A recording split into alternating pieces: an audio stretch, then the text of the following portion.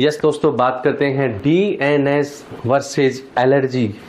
क्या डिफरेंस है डीएनएस और एलर्जी के सिम्टम्स में। दोस्तों, नोज़ के अंदर अमूमन दो प्रॉब्लम होती हैं जो अलग अलग भी होती हैं और साइमल्टेनियस भी होती हैं। कैसे उन दो प्रॉब्लम को हम अलग अलग पहचान सकते हैं। डीएनएस मतलब हमारे नाक के अंदर का जो सेप्टम है, जो बीच में पार्टीशन है, वो आइदर राइट साइड में डेविएटेड हो या लेफ्ट साइड में डेविएटेड हो, जिसको हम डीएनएस बोलते हैं। ये है डीएनएस, डेविएटेड नेजल सेप्टम। दूसरा दोस्तों, एलर्जिक राइनाइटिस। दैट मीन्स हमारे नोज के जो अंदर की जो म्यूकोजा है, अंदर का जो कवरिंग है, उसके अंदर जो है किसी भी एलर्जेंस के कारण इन्फ्लामेशन का होना, सूजन का आना, that is the rhinitis. And वो एलर्जी के कारण होता है तो उसको एलर्जिक राइनाइटिस बोलते हैं। बात दोस्तों, सवाल ये उठता है कि दोनों में क्या अलग अलग सिम्टम्स हैं। दोस्तों, अगर आपको डीएनएस है तो बेसिकली पेशेंट को जो मोस्ट प्रॉब्लम जो होती है वो होती है नेजल ब्लॉकेज की। एंड बहुत बार नाक के अंदर जो है डीएनएस के कारण जो है आपको नोज से ब्लीडिंग भी हो सकती है। एंड आपको आपके फेस के अंदर, आपके नोज के अंदर पेन भी हो सकता है, हेडेक भी हो सकता है। ये हैं प्रोमिनेंट सिम्टम्स जो डीएनएस के हैं। बहुत बार डीएनएस के कारण दोस्तों जो हमारा नोज है उसमें आउटर बाहर से विकृति भी दिख सकता है।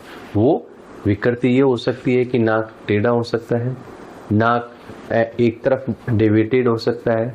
बहुत बार अगर आपने देखा है तो अगर हम डीएनएस है तो हम ये जो पार्ट है ये एक तरफ निकला हुआ होता है, तो दोनों जो है नोस्ट्रिल जो है वो अनइक्वल हो सकते हैं। ये दोस्तों प्रोमिनेंट सिम्टम्स हैं डीएनएस के।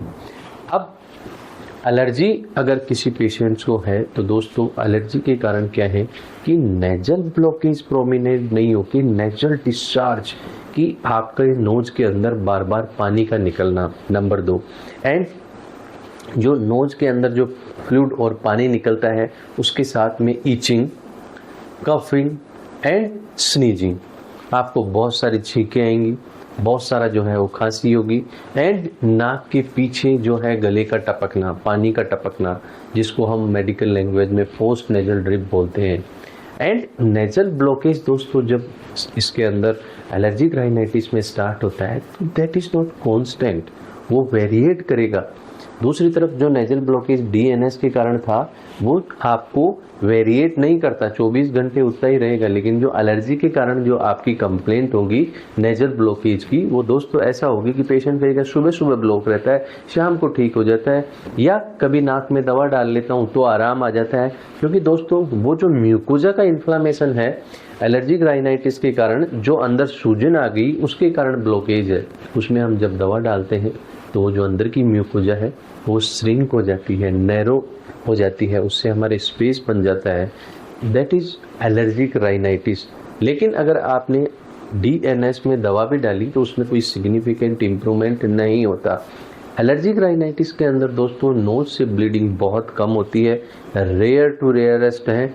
लेकिन साथ में अदर सिम्टम्स भी होते हैं जो हमारे आईज को भी अफेक्ट करते हैं, हमारे नोज के बाहर की जो सैप है उसको भी अफेक्ट करते हैं कई बार, क्योंकि सारे दिन भर एलर्जी का पेशेंट यूँ करता रहता है। हमारे तालवे में जो है ईचिंग होती है, खुजली होती है, कान में खुजली होती है।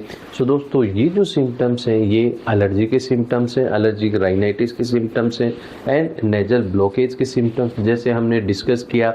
सो ब्रॉडली अगर मोटा मोटा हम देखते हैं तो नेजल ब्लॉकेज और नेजल डिस्चार्ज दोनों किस्में प्रोमिनेंट है। नेजल ब्लॉकेज प्रोमिनेंट होता है डीएनएस के अंदर एंड नेजल डिस्चार्ज प्रोमिनेंट होता है एलर्जिक राइनाइटिस के अंदर। साथ के अंदर जो एसोसिएटेड सिम्टम्स होते हैं एलर्जिक राइनाइटिस के अंदर, जैसे हमने देखा छींक का आना, खांसी का आना, एक बार छींक आई तो लगातार छींकें आना, तालवे के पीछे खुजली चलना, आईज के अंदर खुजली चलना, कान में खुजली चलना एंड डीएनएस के अंदर परसिस्टेंट नेजल ब्लॉकेज का होना, बहुत बार नोज से ब्लीडिंग होना एंड हेडेक या फेशियल पेन होना।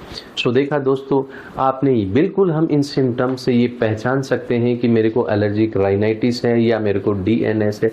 And I think this information is very useful to you. Can share this information to your family, friends and colleagues.